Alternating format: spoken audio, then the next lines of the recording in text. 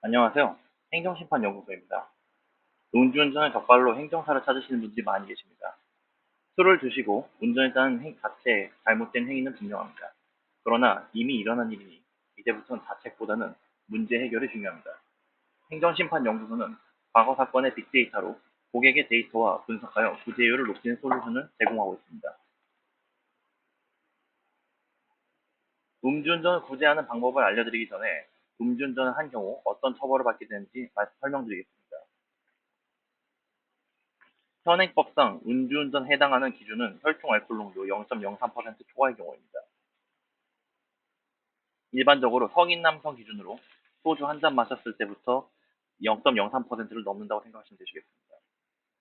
우리나라의 음주운전 규제는 엄격한 편으로 한 잔인데 괜찮겠지라는 생각을 아예 안 하시는 게 맞습니다. 적발될 경우 상황에 따라 벌금 또는 징역형과 같은 형사처벌을 받을 수 있고 동시에 면허 정지 또는 면허 취소 등의 행정처분을 같이 받을 수 있습니다. 음주운전 가중처벌의 경우를 말씀드리겠습니다.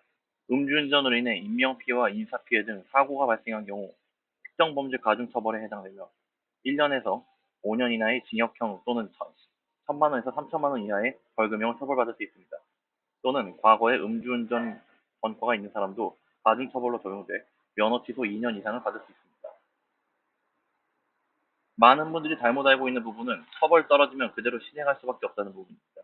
음주운전은 명확한 본인의 잘못이 맞지만 당사자의 개인 상황과 여러 인도적 측면을 고려하면 이보다 조금이라도 낮은 수위의 처벌을 받도록 규제할 수 있습니다.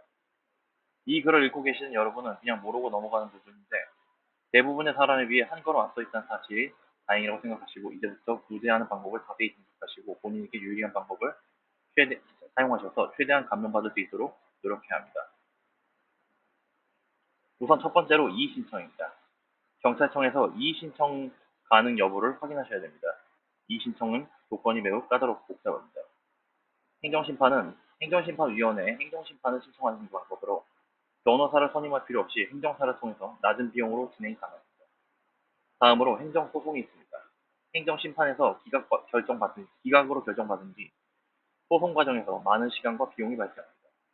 이상 세 가지 구제 방법 중에서 행정심판이 가장 합리적이고 감면 가능성이 높은 구제 방법입니다.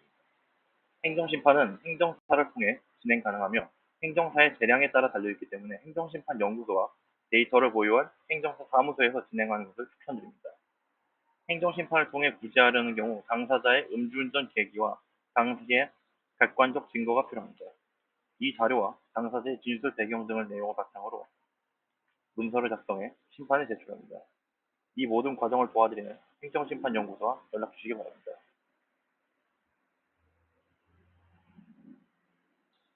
음주운전을 구제하기 위해서 몇 가지 주의사항을 알고 진행하셔야 됩니다. 정확한 정보를 제공할 수 있어야 합니다. 조사와 행정심판 모두 사실대로 이루어지고 있기 때문에 구제 성공 확률을 분석드리기 위해서는 모든 사실을 사실대로 설명해 주셔야 됩니다. 허위 내용을 제공한 경우 구제할 수 없으니 참고하시기 바랍니다. 상황뿐만 아니라 혈중 알코올 농도, 체혈 유무, 주행거리, 동승자 여부 등을 사실대로 제공해 주셔야 됩니다. 그 외에 만약 본인이 면허 취소의 처분을 받았고 면허 취소로 인한 불이익이 발생 가능한 경우 그 내용 또한 알려주셔야 합니다. 면허 취소될 경우 실직, 소득 감소, 부양가족의 피해 또는 사회활동 위축 등 사유에 해당하시는 내용이 있다면 저희에게 알려주시기 바랍니다. 모든 음주운전을 구제받을 수 있는 건 아니지만 정확한 사건 파악 후 데이터 분석을 통해 구제 가능성을 알려드립니다. 빅데이터 분석으로 최적의 솔루션을 분석하여 제공하는 행정심판연구소, 고객 상담을 무료로 진행하고 있으며 고객 구제 데이터 보고서도 무료로 제공해드리고 있습니다. 언제든지 연락 주시기 바랍니다.